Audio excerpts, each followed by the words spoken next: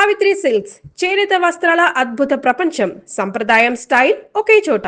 दीवाना हुआ बादल सावन की घटा छाई ये देख के दिल झूमा ली प्यार ने अंगड़ाई दीवाना हुआ बादल सावन की घटा छाई ये देख के दिल झूमा ले प्यार दे अंगड़ाई दीवाना हुआ बादल. అసలు ఎక్సలెంట్ సాంగ్ పాడారు. ఆ లిరిక్స్ చూడండి ఎంత బాగున్నాయి. ఇప్పుడు ఆవిడ లేదు, కానీ మనం ముందు ముందు ఎన్ని జనరేషన్స్ ముందుకు వెళ్ళిపోయినా కానీ ఆవిడ మనల్ని ఎప్పుడు వదిలిండదు. ఆ పాటల్లో మనం ఆవిడని గుర్తు చేసుకుంటూనే ఉంటాం. అలాగే చెప్తారు కదా, లెజెండ్స్ విషయంలో ఏంటంటే వాళ్ళకి మరణం లేదు, వాళ్ళ కీర్తి అమరంగా ఉంటుంది. They will live on, they music will live on. ఇంకో 100 years అయినా కూడా ఆశ గొంతు వినిపిస్తూనే ఉంటుంది. అప్పటి జనరేషన్ కానీ, ఇప్పటి జనరేషన్ కానీ, ఫ్యూచర్ జనరేషన్ కానీ. ఎందుకంటే she was a singer who was ahead of her times. అంటే ఆవిడ వాయిస్ ఏజ్ అవ్వలేదు. ఆవిడ ఏజ్ అయిందేమో కానీ ఆవిడ వాయిస్ ఏజ్ అవ్వలేదు. అందుకే ఆవిడ దాదాపు 70 ఏళ్ల వయసులో ఆవిడ ఊర్మిళకి ప్లేబ్యాక్ పాడారు రంగీలాలో.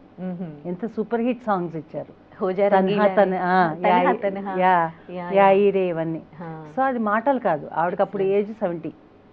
సో ఆ ఏజ్లో ఒక టీనేజర్కి కరెక్ట్గా సూట్ అయ్యేటట్టు ఆవిడ పాడడం అనేది చాలా గ్రేట్. అండ్ ఒక ఎస్డి బర్మన్ కానీ, సి రామచంద్ర కానీ, అంతటి సీనియర్ ఓపెనయర్ కానీ, అలాంటి సీనియర్ మ్యూజిక్ డైరెక్టర్స్ నుంచి ఇప్పటి ఏఆర్ రెహమాన్ వరకు ఆవిడ వాయిస్ని యూజ్ చేసుకున్నారు. సో అంటే ఒక ఎటర్నల్ వాయిస్ అనమాట. అంటే ఆవిడలో గ్రేట్నెస్ ఏంటంటే మెయిన్గా ఆవిడ వాయిస్లో ఒక యూత్ఫుల్నెస్ ఉంది. ఆ యూత్ఫుల్నెస్ ఏంటంటే ఎప్పుడూ ఉంటుంది అది. సో ఎన్ని జనరేషన్స్ అయినా అది అలా నిలిచి ఉంది. So that is so great. అదే అందుకే అంటారా ఆవిడకి అంటే ఓన్లీ ఇలా మెలోడీస్ బాగా పాడుతుంది, లేకపోతే క్యాబ్రే బాగా చేస్తుంది, అది కాకుండా అన్ని ఆవిడకి ఇలాంటి ముద్ర లేదు. వర్సటైల్ సింగర్ అండి. నాకు చిన్నప్పటి నుంచి ఆవిడ అంటే చాలా ఆరాధన. She's my idol and she's my inspiration. So నాకు ఆవిడ పాటలు విని అంటే అసలు హైదరాబాద్కి వచ్చిన కొత్తలో చిన్నప్పుడు పెద్ద హిందీతో పరిచయం ఉండేది కాదు. సో హిందీ పాటలు పాడడం కూడా తప్పు పాడేసేదాన్ని అనమాట. సో ఒకసారి ఒకళ్ళు కొన్ని సాంగ్స్, సెలెక్టెడ్ సాంగ్స్ ఇచ్చారనమాట, క్యాసెట్స్. అప్పట్లో లతా క్యాసెట్ ఒకటి, ఆశా క్యాసెట్, విను ఈ పాటలు విను అని, రఫీ గారిది ఒకటి అట్లా. సో దాంట్లో నన్ను మోస్ట్ అట్రాక్ట్ చేసింది ఆశ. ఎందుకంటే హర్ వర్సటాలిటీ. అది ఏ జానర్ అయినా సరే షీ ఓన్స్ ఇట్, ఓన్ చేసుకొని పాడతారు ఎనీ జానర్. సో అటు క్యాబ్రే నుంచి, జోలపాట నుంచి, మెలోడీ నుంచి, క్లాసికల్, గజల్స్, అసలు ఆవిడ ట్రై చేయని జానర్ లేదు. అండ్ ప్రతి దాంట్లో ఎక్సెల్ అవ్వడం ఈజ్ గ్రేట్. ఇంకొకటి, మిమ్మల్ని కూడా చాలా మంది ఆశా భోస్లేకి కొంచెం మీ వాయిస్ సిమిలర్ చాలా దగ్గరగా ఉంటుంది అని అంటారు కదా. అండ్ ఆవిడ ముందు మీరు ఆవిడ పాటలు ఆలపించినప్పుడు ఆ రోజు ఆ ఎక్స్పీరియన్స్ ఎలా ఉండింది మీకు? చాలా ముందు కాళ్ళు వణికాయి. నాకు చిన్నప్పటి నుంచి లేనిది స్టేజ్ ఫియర్. యాక్చువల్గా ఎప్పుడు స్టేజ్ ఫియర్ నేను అంత ఎక్స్పీరియన్స్ చేయలేదు. బట్ ఆవిడ వచ్చి కూర్చోగానే నేను పర్టికులర్గా ఆవిడ ముందు పాడాలి. ఆవిడ పాటలన్నీ, కష్టమైన పాటలన్నీ కూడా ఎంచుకున్నాను ఆ రోజు. అంటే కొంచెం డిఫికల్ట్ సాంగ్స్, రెగ్యులర్గా పాడేవి కాకుండా ఆవిడ పాడిన అన్ని జానర్స్ పాటలు, రకరకాల పాటలు, అంటే డిఫరెంట్ కైండ్స్ ఆఫ్ సాంగ్స్ అనమాట. అన్నీ చూస్ చేసుకున్నాను. నాకు చాలా భయం వేసింది ఫస్ట్, బట్ స్లోగా నేను ఐ కుడ్ పాడాను. అండ్ ఆవిడ వచ్చి నన్ను ఆశీర్వదించారు, స్టేజ్ మీద నా గురించి మాట్లాడారు. So that was a great experience. చిన్నప్పుడు ఆవిడ పాటలు విన్నాను క్యాసెట్స్లో, ఆవిడ ఇన్స్పిరేషన్ అని చెప్పారు. ఆవిడ ముందే పాటలు పాడే స్థాయికి మీరు ఎదిగినప్పుడు అసలు ఆవిడ్ని టచ్ చేసినప్పుడు, ఆమె బ్లెస్సింగ్స్ తీసుకున్నప్పుడు ఆ ఫీల్ ఎట్లా ఉండింది? ఒక లెజెండ్ ఆవిడ. నేను మాటల్లో యాక్చువల్గా చెప్పలేను ఆ అనుభూతి. అంటే ఇట్స్ లైక్ భగవంతుడిని మనం సడన్గా మనకి దేవుడి దర్శనం ఇస్తే ఎలా ఉంటుంది, మనకి మాటలు రావు. సో అటువంటి స్థితిలో ఉన్నాను అనమాట నేను. అంటే నేను యాక్చువల్ చాలా మాట్లాడాలనుకున్నాను అనమాట. ఆవిడ గురించి కూడా స్టేజ్ మీద మాట్లాడాలనుకున్నాను, నాకు ఎంత ఇష్టమో చెప్పాలనుకున్నాను. బట్ నేను చెప్పాలనుకున్న దాంట్లో మేబీ హాఫ్ కూడా చెప్పలేదేమో. అంటే I was so overwhelmed. Okay. So తను ఎలా ఇన్స్పిరేషన్ అంటే అంటే తన 10 ఏళ్ల ఏటని తండ్రిని కోల్పోవడం, కుటుంబ బాధ్యతలు మీద వేసుకోవడం, ఆ టైంలోనే తన 10 years ఆఫ్ ఏజ్ లో తన ఫస్ట్ సాంగ్ తను పాడారంట మరాఠీలో. మరి ఆ టైంలో అంటే మీరు ఎప్పుడైనా విన్నారా, ఎలా ఉండింది? ఒక 10 years బేబీ వాయిస్ ఒక హీరో హీరోయిన్ కి ఎలా సూట్ అయ్యింది? దీని గురించి మీరు ఏమైనా విన్నారా? నేను యాక్చువల్గా వినలేదండి. ఆవిడ ఫస్ట్ సాంగ్ అయితే నేను వినలేదు. బట్ నాకు తెలిసి ఆవిడకి అంటే 1950s 60s సంగతి మాట్లాడుతున్నాను. ఆ టైంలో ఆవిడ అసలు ఒక హీరోయిన్ వాయిస్ అని కన్సిడర్ చేసేవాళ్ళు కాదు. అంటే Lata was at her peak అనమాట. లతా మంగేష్కర్ అప్పుడు షీ వాజ్ రూలింగ్.